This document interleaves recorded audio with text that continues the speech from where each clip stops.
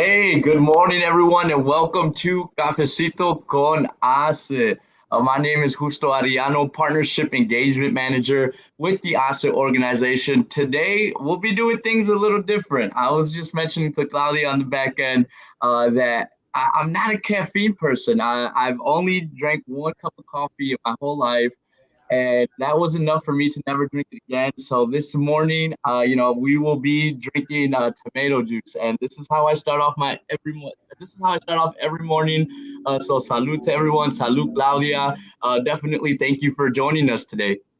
Of course, I'm so happy to be here. And I would say it did surprise me when you said tomato juice, but I can totally understand because sometimes I can be a little bit sensitive to caffeine. But I usually just drink an espresso shot with a little bit of almond milk or with a little bit of cinnamon on top, or just a green tea, which today I have the green tea over here next to me.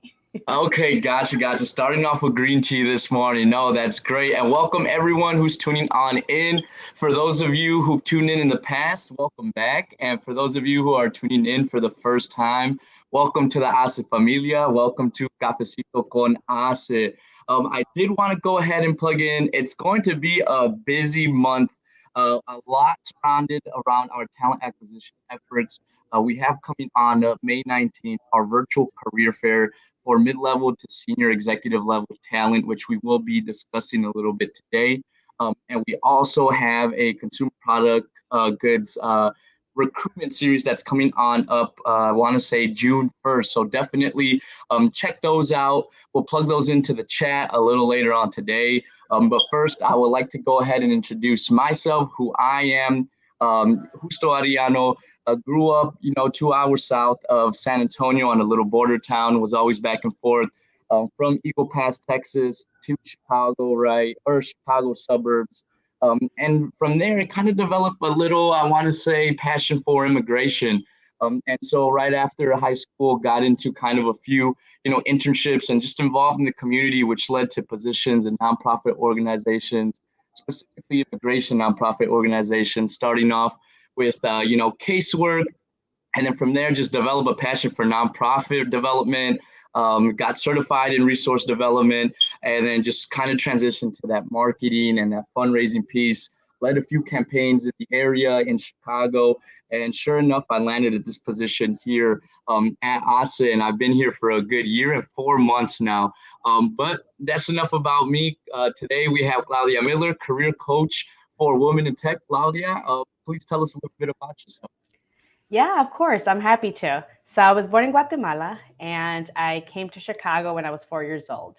So from in my family, both my parents have like a sixth grade education. So for me, I was the first one to graduate from elementary school, let alone high school, and I got my bachelor's and I have my master's. So a lot of this landscape, I had to kind of figure it out on my own. And of course, once you move into corporate, that's a different game. And I feel like I did everything by the book. I got good grades. I even got a scholarship from the Gates Millennium Scholarship. I did internships. I volunteered. I checked off all the boxes and found myself with one interview. And thank God they offered me a job. But I knew I needed to do something differently because I never wanted to be in that position ever again. I felt frustrated. I felt vulnerable. I felt like powerless. So I really wanted to embark on this journey and really invest in myself. So figure out like how can I crack the code? How can I get ahead in my career? Because clearly good grades and everything else is still not enough. I needed to learn the other side. And now I've been, not only did I was able to break into finance, education, healthcare, and even insurance companies as well throughout my career while still getting $30,000 salary increases every single time. And now I get to help my clients do the same. And they've received even up to $120,000 in additional earned income. So they're doing great work. And I'm so happy to be able to help other Latinas and women in tech really advance in their career. No, yeah, definitely. And Claudia, I do know you are a Mujer de Ace alumna. Yes, so everyone in the comments give it up, right, for Claudia. And I do know, right, it definitely sounds like quite the resume.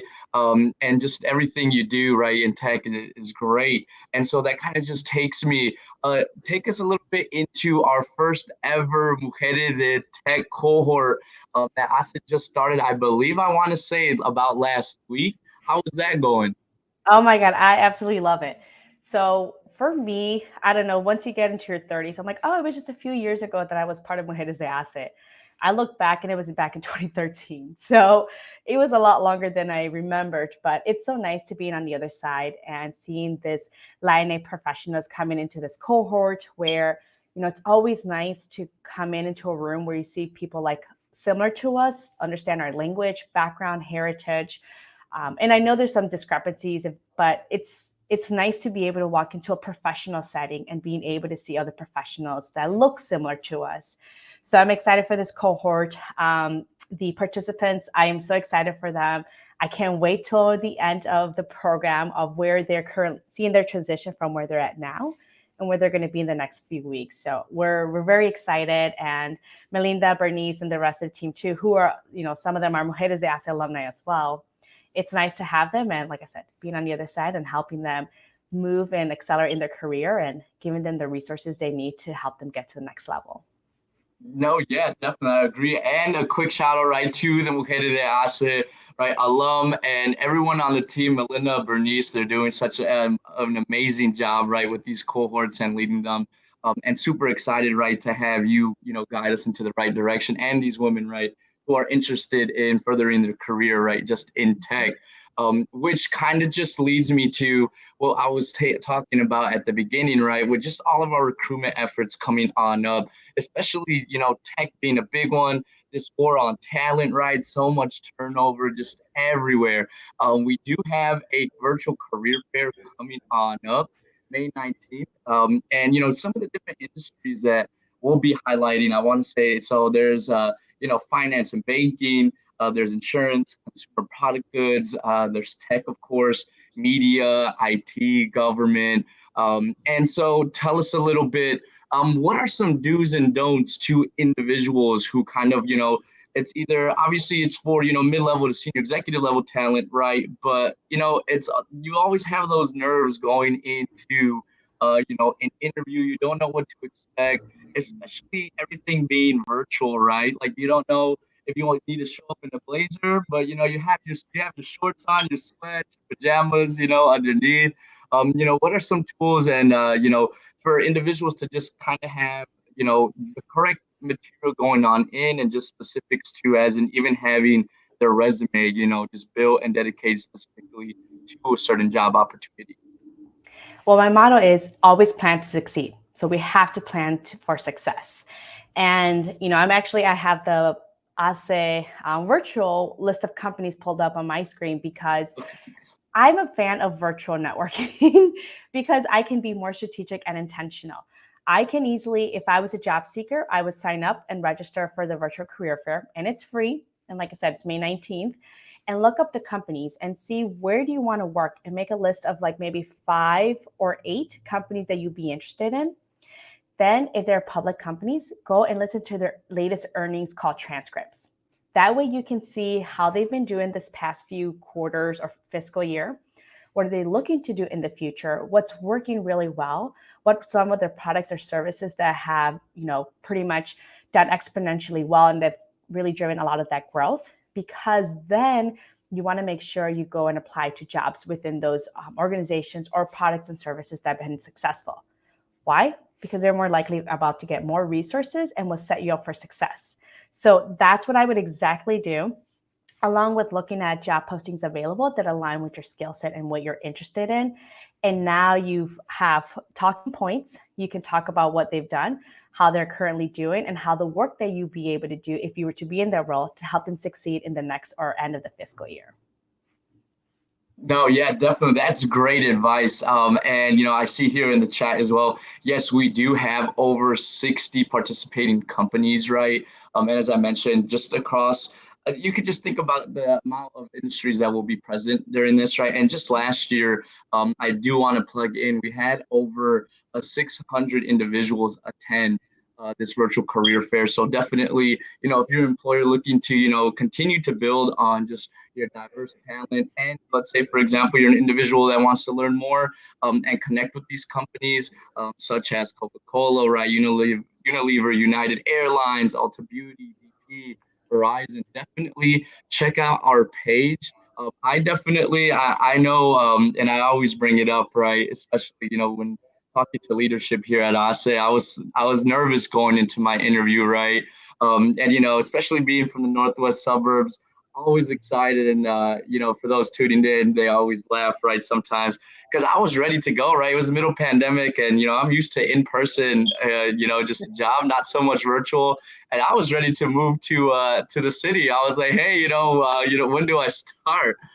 But just definitely checking out those opportunities because there are a lot of now that everything's opening back up. Definitely, keep in mind, take a look at if this is if this is going to be a remote position, right? If this is going to be in person, that's definitely something to take into consideration. But definitely, is there any experiences that you've had in terms where interviews didn't go the way you wanted in the past, Claudia, or anything that you feel that was, just phenomenal that, you knocked it out the park? What exactly, what's your mindset going into an interview? So, if I was a candidate or job seeker looking to attend the virtual career fair, like I said, my motto is let's plan for success. Right. Start preparing already for those interview questions. Tell me about yourself. What is your greatest weakness? What is your greatest strengths? Why do you want this job? Why are you interested in this company? These are known questions. More than likely, they're going to ask you. So don't wait till you're across from the interviewer and try to wing it or try to find the answer while you're there. Instead, let's cultivate and really create what are we trying to say? How can we stand out from the competition? It is not, when they ask you, tell me about yourself, it is not for you to give them a biography and walk them through your resume. What they're asking is, why are you better than all the other candidates we're speaking with today? I get you have the experience, but why are you better than everyone else? That's when you can start bringing up your experience. So, for example, if it's a marketing professional, it could be, I'm a marketing professional with over 10 years of experience, and my top three skills are, I'm able to do customer segmentation. I understand the sales cycle, so I'm able to bring that into marketing. And I'm also very data driven. So I look at the data in order to drive strategies and campaigns. And since I'm working across both B2B and B2C across various industries with up to $50 million in annual revenue. Right now, I gave them the top three skills that are hardest to hire for. I told them across various industries, and I could even specify the types of industries and give them a hook of saying with companies with up to $50 million in annual revenue. People are now curious while everyone is saying, well, I graduated with my marketing degree and I got my internship, and then I moved into this company, and then I moved to this other company, and then I did this role. At the time, the person's already glazed over. Just get to the point and then talk about an achievement and then why you're excited to work at that company or in that role. Automatically, you already stand out from the competition. And I call this the SAW method. S is for that snapshot of your overall experience. A is for that quick achievement related to the role you're interested in. And the W is for why you're interested in that role. So that's a quick framework you can use to tell the interviewer about yourself. And again, prepare your answers for all these other common interview questions. We know they're going to ask them, so let's prepare for it and have something ready that we're comfortable and excited to tell during the interview. And again, will help us stand out from the masses. Definitely. No, I love that. The saw, I never thought of it. I never looked at it that way. I definitely will be using that, right? I'll definitely be sure to, send that to individuals who are, looking to interview coming on up in about, I want to say a week, but definitely just kind of highlighting what individuals mentioned, right, in the chat that resonate with exactly what you mentioned as well. It's all about doing your research, right, ahead of time. And definitely going into these company websites, looking at their mission, looking at their vision, right, looking about accomplishments, milestones that they've accomplished, specifically coming from a diverse background. You always see their DE&I reports as well. That's something you also want to take into consideration. But definitely all good advice. And I do see here we have a few minutes. I see some questions coming on in.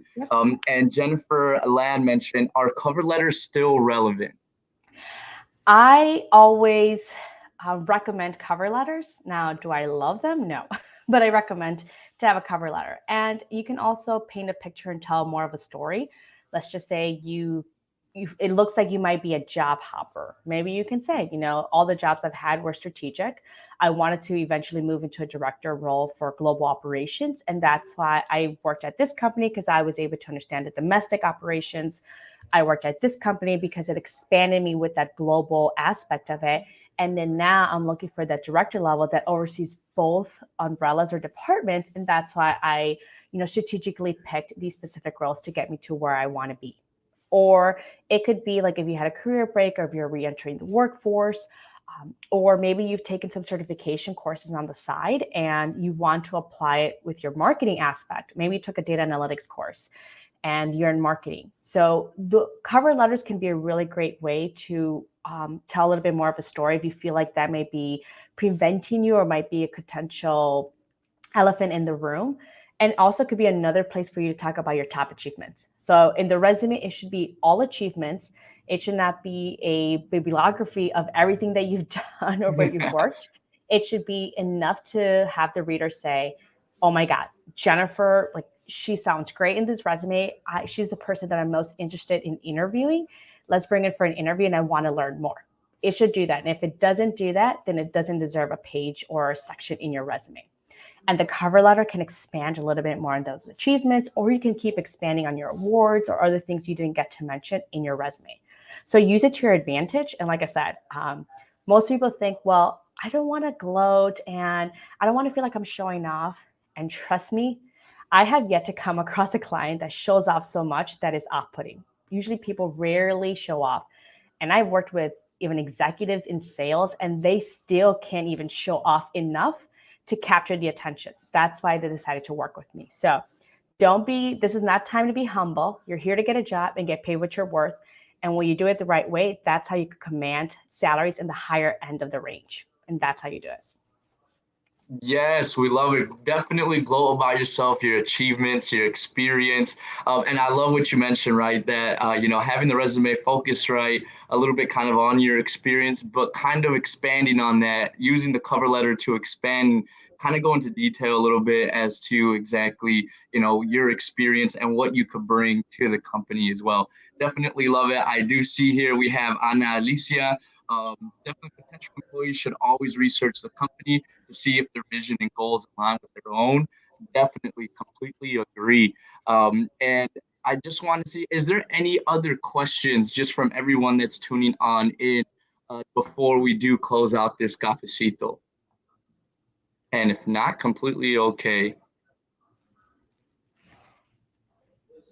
Awesome, awesome. Well, Claudia, you're definitely, if individuals want to continue to connect with you, learn more about, just your experience, want to learn more about just, tech, where can individuals connect with you, outside of LinkedIn as well? Yeah, so I'm actually very active on LinkedIn, so they can always connect with me through there or follow me. And also my website. My website is claudiatmiller.com. And I always love to share more, advice and recommendations, especially to job seekers out there. Like I said, in my LinkedIn, you'll be able to find my YouTube channel, and where I kind of even walk through like how to answer, like, what is your biggest weakness? Which I feel like people do test that question. I actually love it. And in the videos, you'll see why, but it's a really great opportunity when it comes to the interview. But I share a lot of free resources. And if anything, like I said, I'm on LinkedIn. It's Claudia T. Miller. Definitely a social media guru here in the house today. I'll definitely be picking up. I definitely aspire to continue and to excel my TikTok career. We'll see how that goes, right? But Yeah. definitely enjoyed speaking with you today, Claudia. It's a pleasure getting to know you. Definitely encourage everyone to connect with Claudia, and see you at the next cafecito. Thanks for having me. Yep, everyone enjoy the rest of their day.